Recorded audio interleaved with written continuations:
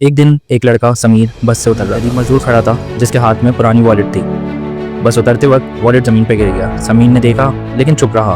उसने वॉलेट उठा ली और मजदूर चिल्लाया, भाई वो मेरी है। समीर बोला, सबूत है तुम्हारे पास? और हंसते हुए चला गया। वॉलेट में कुछ पैसे और उसकी छोटी बेटी की फ़ोटो थी। समीर ने पैसे निकाले और फ़ोटो फेंक दी और बोला, ज़िंदगी में स्मार्ट बनना पड़ता है, इमोशनल नहीं। मजदूर सड़क के कोने पे बैठ गया, आंखों में आंसू, और बस इतना बोला, अल्लाह सब देखता है, वक्त सबका आता है। कुछ महीने बाद समीर एक रेस्टोरेंट में जाता है अपनी होने वाली बीवी से मिलने। बहुत तैयार होकर जाता है और कुछ पैसों के साथ। वो लोग काफ़ी कुछ ऑर्डर करते हैं और जब बिल का टाइम आता है तो समीर अपना वॉलेट चेक करता है और वॉलेट नहीं होता। उसका वॉलेट कहीं गिर चुका होता है। उसके अंदर उसका क्रेडिट कार्ड, ID कार्ड और कैश था। समीर परेशान था, अब क्या होगा? और फिर वही हुआ जो नहीं होना चाहिए था। उसकी होने वाली बीवी ये बिल पे करती है और वहाँ से नाराज़ होकर चली जाती है। और शाम को उसके घर का दरवाज़ा बजता है। दरवाज़ा खोलता है, वही मजदूर खड़ा होता है, हाथ में समीर का वॉलेट लिए। मजदूर ने कहा, ये वॉलेट मुझे रोड से मिला, अंदर ID थी, एड्रेस लिखा था और मैं लोगों से पूछते पूछते आपके घर तक पहुँचाया। समीर शॉक रह गया और बोला, ये वापस क्यों दिया तुमने मुझे?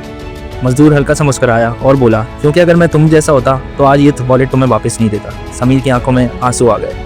उसने फ़ोटो को याद किया जो उसने फेंक दी थी। और समीर ने जब ये वॉलेट चेक करा तो सारा सामान वैसी था जैसे उसने रखा था। उस दिन उसे समझ आया, कार्मा कभी गलत एड्रेस पे नहीं जाता। जो चीज़ तुम छुपा कर ले जाते हो वो तुम्हें ज़िंदगी में किसी न किसी मोड़ पर लौटानी पड़ती है। और समीर ने शर्मिंदा होकर मजदूर से माफ़ी मांगी और कहा कि आपको इसमें से जितने पैसे चाहिए आप ले लें। लेकिन मजदूर ने कहा, मुझे कोई पैसे नहीं चाहिए, बस मुझे वो लौटा दो, मेरी बेटी की फ़ोटो और वही पैसे जितने तुम उस वॉलेट में थे। लेकिन समीर शर्मिंदा था, उसने सारे पैसे वो दे दिए क्योंकि उसके पास फ़ोटो नहीं थी, वो फेंक चुका था। लेकिन मजदूर ने उसे माफ़ कर दिया। तो दोस्तों, इस कहानी से हम ये सीखते हैं, अच्छा करो चाहे कोई देख रहा हो या ना देख रहा हो, क्योंकि ज़िंदगी लिख लेती है हर एक चैप्टर। अच्छा करोगे तो अच्छा होगा और बुरा करोगे तो उससे ज़्यादा बुरा होगा। अगर आपको ये कहानी पसंद आई हो तो लाइक, शेयर, सब्सक्राइब।